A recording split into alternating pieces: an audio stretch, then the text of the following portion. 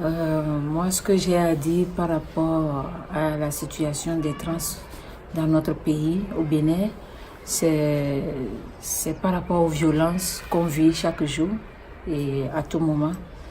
Et je peux dire que je ne suis pas la seule à vivre ça.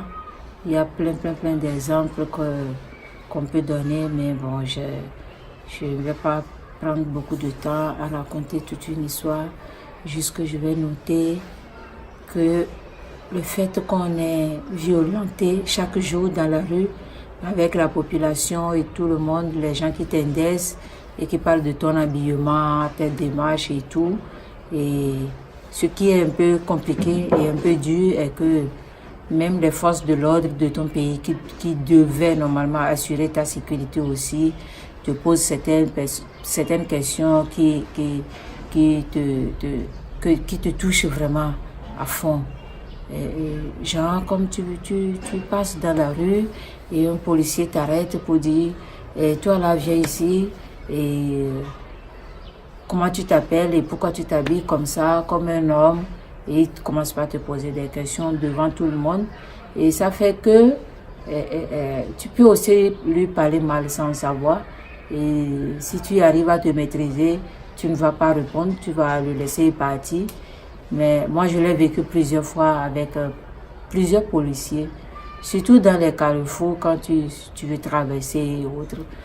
Et ils vont t'indexer directement, t'appeler, te poser des questions où les gens sont dans la circulation et vous regardent. Et c'est vraiment frustrant. Et ça nous touche moralement, physiquement et tout.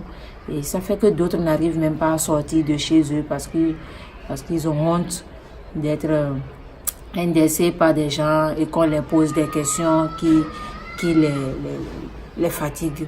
Et puis, bon, d'autres n'arrivent pas à sortir vraiment. Ils préfèrent rester à la maison. D'autres laissent même la scolarité, laissent l'école et tout à cause de ces genres de comportements que les gens ont souvent sur les personnes trans chez nous.